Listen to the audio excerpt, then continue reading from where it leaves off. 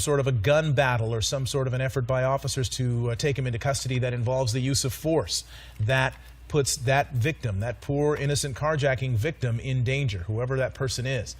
And it just really does raise the stakes, and it makes it really affect their tactics now as they deal with this. They will probably, I'm guessing, are they gonna, you know, would they do a pit maneuver at this point? I would guess they wouldn't, right, JT? I mean, does that make sense? Yeah, well, it depends on the supervisor involved in the pursuit.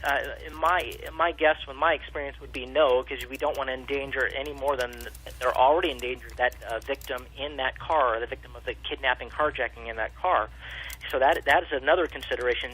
That just gives you an idea of what these supervisors are dealing with everything going on in this situation. As it looks like he's turning back eastbound on that. Maybe that's Van Owen there. Yeah, it's Van Owen. He's definitely eastbound on Van Owen. The speed's still very high. We've been kind of glossing over, not really keeping a track all the time of his speeds, but we're talking 80 miles an hour, between 70 and 80 miles an hour on surface streets, triple digits on the freeways. So this has just been really an accident waiting to happen here. He and the pursuing officers, and now whoever the victim who's in there with him, have all been extremely lucky that there have been no collisions, because the speeds have been high, and the idea of losing control of this thing, it's not, you know, it's a truck. It's not meant for being driven at high speed. It's supposed to haul things. So the traction that it might be able to have wouldn't necessarily be what you would want for sort of high speed maneuvers. So it's really fortunate that it has not so far been involved in an accident, as it heads again under that runway. Now it's definitely at a circle. Van Nuys Airport. Yeah, I just made that circle just minutes ago. I wonder if he's looking for remember, another the place. suspect has a propensity when he gets underneath tunnels or overpasses like this to do something, but it looks like officers are more closely behind him this time and won't give him the opportunity to do this. I also want to bring up that this is not the normal behavior of a stolen vehicle suspect.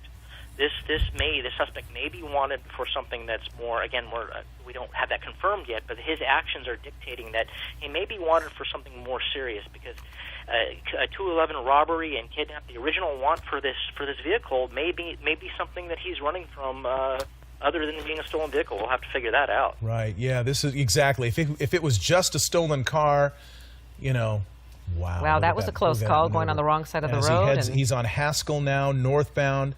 Yeah, if this was just a stolen car, if that's all this guy had been involved with before, he certainly upped the ante by committing these other crimes that now, you know, would send him to prison for a very, very long time. I mean, you know, we're talking strikes here, you know, with the kidnapping. With the carjacking, and felony evading. I don't know if that's a strike, but it's a felony, and you know, along with the original car theft.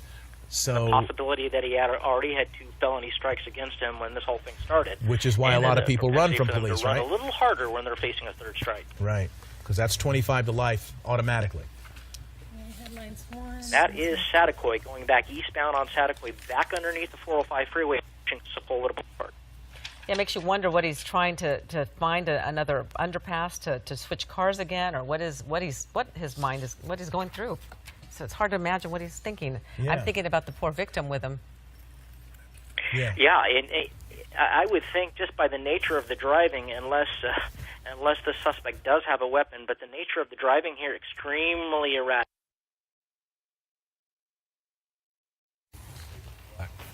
Are we back on, or what? What happened?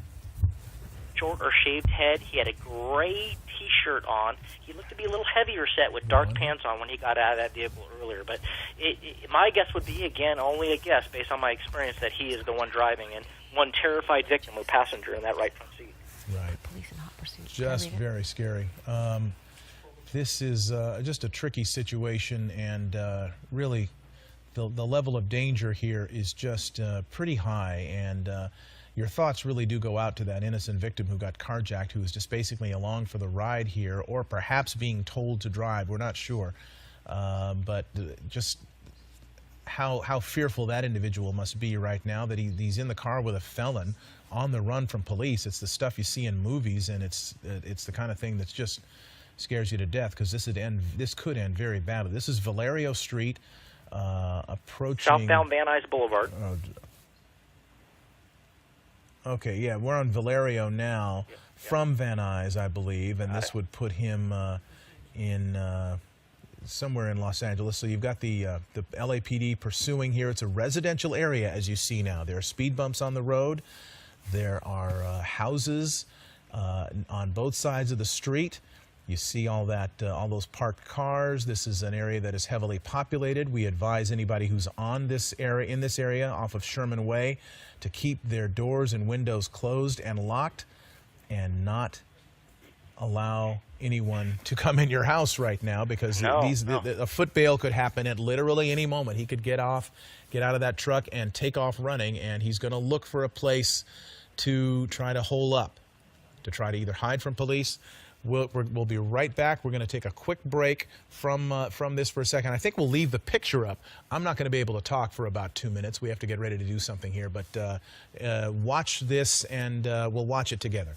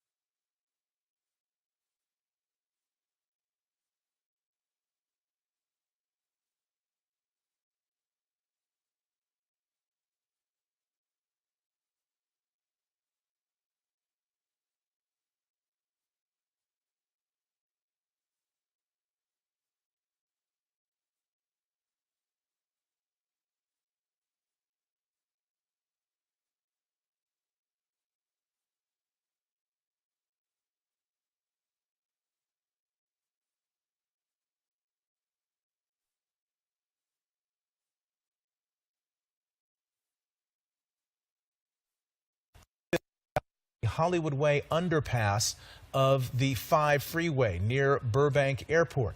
At that point, he got under the overpass, got out of the Mustang, carjacked the person in this black or dark blue pickup truck, and continued on. Officers for a time were a little confused. There were a lot of officers doing searches in that area thinking that he had foot bailed, but someone who was involved in that pursuit saw him carjack this truck, and they were able to pick up the pursuit and continue it. And he is now, whoa, he's losing control. He's losing control, and he's crashing. He just crashed. All right, this is now Laurel Canyon Boulevard at Oxnard. Laurel Canyon at Oxnard. You remember, you've got a hostage in there. You've got a kidnapped victim and a carjacked victim. Did you see him? He got out Someone of the car. just bailed. This guy just ran. He's running. He's running from police. He's now foot bailing across this parking lot. His hands are up. His hands are up. His hands are up. But stop. He's getting down on the ground, and police have him. They've got him. They've got him. And you wonder if the victim. Hopefully he's okay. The victim was in what appeared to. It looked like the victim was in the passenger seat. And this guy got out of the driver's side, took off running with his hands up, as if to say, "Don't shoot." But he kept running. Right, exactly. Officers exercising remarkable restraint there, given that this is a person who has carjacked someone and kidnapped them. as well as led them on a pursuit that was extremely dangerous throughout. And it was a And miracle he didn't get in any other accidents. He or didn't hit get any anybody. other accidents. He rounded a turn a little too fast. The rear wheel slipped out, and that was it. He ran into that building there at the corner. We're going to try to get the exact location here again, but his luck finally ran out. All that expert driving that he was doing ultimately didn't really help, because he ended up having an accident, bailed on foot. Police were right there, and they had that dog ready to get him as well. That canine unit, that Belgian Malinois that was right there in the hands of one of the officers, they were prepared to use that to deploy that dog to get him to stop. And he wisely got on the ground when they told him to, and didn't resist any further. For a moment, I thought he was going to try to keep running, you know, because running with his hands up, thinking, well, maybe there's a chance still. This guy was a desperate mode to get away. Yeah, well, he did not, as is fairly typical with these pursuits. Right. He did not get away, and ultimately he is in custody. Thank goodness. And we'll find out the exact location. Perhaps JT Alpa will give us the location. Right, so we've got it now, and if we can activate SkyMap 7, we had it going earlier, so maybe we can get that going again and get a sense. All right, so this is Laurel Canyon. Okay. It's near 5941 Laurel Canyon Boulevard. It's Mark and Ellen, can you guys hear Laurel me? We Canyon have and some Tiara information. Street. Yes, JT, go ahead. Yeah, Well, what we did while you were looking at that, we were looking at the person that was in the passenger side of that truck. We were calling a victim. Well, LAPD took that male, looked to be a heavy-set male Hispanic with a white T-shirt, into custody. They handcuffed him. They are questioning him and searching him right now, handling him more like a suspect than they are a victim. So that is information that's interesting. So maybe this was a There he is right coordinated there, pickup yeah. underneath that freeway. We're trying to confirm that, but that passenger is in custody right now. Look at that. And And they are the- aggressively talking to him and searching him. So could it have been the guy who ran away? Could have been the victim just trying to get away? It didn't look That's- like it, because a victim wouldn't run away and keep running from the Well, police. Let's see. And on top we'll of have to that, the find- driver that ran matched the description, Right. the exact shirt he was wearing that we saw earlier, that Exactly. gray T-shirt. Exactly. Well, this just gets more and more tangled. Maybe there was a rendezvous and not a carjacking, that this guy may have been, in fact, a confederate of this suspect and who was helping him to try to get away. That may have happened. It's happened before Right. in pursuits And where you they were try to arrange a rendezvous, and then they in fact, that it was a couple of weeks ago, wasn't it, where this happened? It So, was. you know, maybe somebody thought it was a good idea, tried it again, worked for a time, for a few minutes, for a half an hour or so, but ultimately it ended badly. And what we see now is two people are under arrest. Two people being questioned by the police. One definitely a suspect, the other possibly a suspect, possibly an accomplice. And then you also have the woman who was let out earlier. Exactly. In the North Hollywood area. So there are a lot of questions A about lot of moving parts. who was a victim, who's a suspect, and what was going on here. Was So it just a interesting. stolen vehicle, or were there more things involved? There are a lot of questions here. We have reporters heading to the scene. We're going to try to get as much information about this as possible. But you can see here, this pursuit has just ended, and at the corner of Laurel Canyon and Tiara Street, and that is in the San Fernando Valley. There's your driver right there. The person who was in the car that we thought was a victim may not be a victim. Could have been wow, that's pretty incredible if that is the case. We're certainly going to find out all the details, especially about that woman earlier on and his expert driving. We noted that he didn't get any other accidents, didn't hit anybody, thankfully, but going speeds of 100 miles an hour plus for most of the pursuit, it was very fortunate he didn't hit anybody. And this is he tried to turn southbound on Laurel Canyon at Oxnard Street, and that's when he crashed into that pole in that parking lot of a gas station. That's when the suspects ran. All right, we're going to take a couple of quick seconds. We're going to leave the picture up. Our producer, we've got some TV logistics if you want to really understand this. We're getting ready to go live on the air on ABC 7. So we're going to leave our picture up here on abc7.com. Got to talk to the producer for a quick second, and then we will be right back. So watch this picture, and we'll be back. Go ahead.